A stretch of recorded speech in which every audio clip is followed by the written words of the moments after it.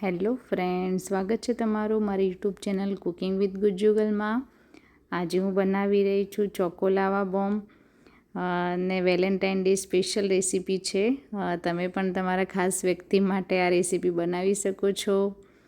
તો ચલો શરૂ કરીએ આજની રેસીપી। અહીંયા મેં ડેરી મિલ્ક લીધી છે, પણ તમે કોઈ પણ ચોકલેટ લઈ શકો છો। અમૂલની ડાર્ક ચોકલેટ, મિલ્ક ચોકલેટ કોઈ પણ લઈ શકો છો।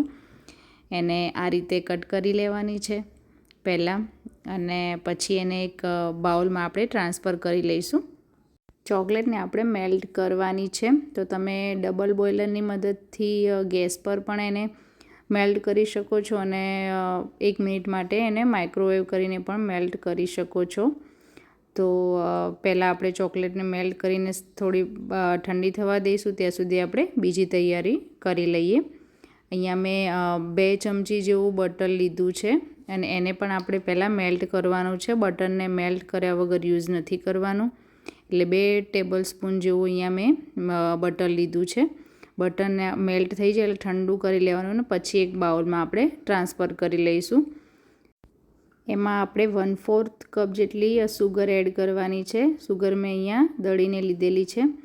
એને આપણે આ રીતે સરસ રીતે મિક્સ કરી લેવાની છે, અને પછી આપણે એમાં મેંદો એડ કરીશું। મેંદો આપણે આ રીતે ચાળીને જ એડ કરવાનો છે, એટલે એની અંદર અડધો કપ મેંદો, 1 ચમચી કોકો પાવડર અને થોડોક બેકિંગ સોડા એડ કરી અને એને આ રીતે ચાળી લેવાનું સરસ રીતે।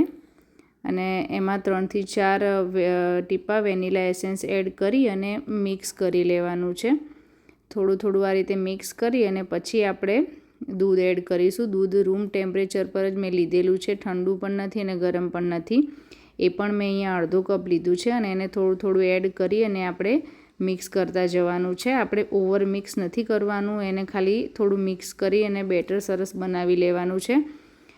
મિત્રો, આ બેટર આપણે થીક જ રાખવાનું છે। એટલે જો મેં અડધો કપ જેટલું દૂધ એમાં લીધું હતું, એમાંથી પણ આટલું વધ્યું છે, અને આપણું બેટર રેડી થઈ ગયું છે। આટલું થીક આપણે એને રાખવાનું જ છે। તો હવે આપણે ચલો બીજી તૈયારી કરીએ। અહીંયા ગેસ પર મેં કઢાઈમાં પાણી એડ કરી અને એને ગરમ થવા મૂકી દીધી છે, અને આ રીતે મેં એક અપ્પમ પેન લીધી છે, અને એને આ રીતે ઓઇલથી ગ્રીસ કરી લીધી છે। અને ચોકલેટ પણ આપણી હવે મેલ્ટ થઈ ગઈ છે, તો એને પણ સાઈડમાં આપણે એક આવી કોઈ પાઇપિંગ બેગ લઈ અને એમાં એડ કરી દઈશું। અને જો તમારી જોડે આ રીતની બેગ ના હોય તો તમે દૂધની જે થેલી આવે છે એ પણ યુઝ કરી શકો છો। અને તમારે એ રીતે એડ ના કરવું હોય તો તમે એને ડાયરેક્ટ સ્પૂનથી પણ થોડી થોડી એમાં એડ કરી શકો છો। હવે આ રીતે આપણે જે બેટર રેડી કર્યું છે એને આ સ્પૂનથી થોડું થોડું એમાં એડ કરી દેવાનું છે, અને અડધાથી વધારે થોડુંક જ એડ કરવાનું છે, ને ઉપર જગ્યા ખાલી રાખવાની। એની અંદર હવે આપણે જે ચોકલેટ મેલ્ટ કરેલી છે એ ઉપર એડ કરી દેવાની, અને ચોકલેટ એડ થઈ જાય પછી આપણે પાછું એની ઉપર થોડું થોડું બેટર એડ કરી અને સરસ એને ફિલ કરી દેવાનું। તો ઉપરથી આમ ચોકલેટ ના દેખાય એ રીતે એને ફિલ કરી દેવાનું છે। આપણે પાણી ગરમ થઈ જાય એટલે એની ઉપર આ અપ્પમ પેન મૂકી દેવાની છે, અને એને પણ આપણે ઢાંકી દેવાની છે। તમે આ રીતે નહીં તો ઇડલીના જે બાઉલ આવે છે એમાં પણ એને બેક કરી શકો છો। 10 થી 15 મિનિટમાં સરસ આપણા આ જે ચોકો લાવા બોમ્બ છે રેડી થઈ જશે। તો તમે જોઈ શકો છો કે કેવા સરસ લાગે છે, અને ટેસ્ટમાં પણ મસ્ત મેલ્ટ એન્ડ માઉથ હતા।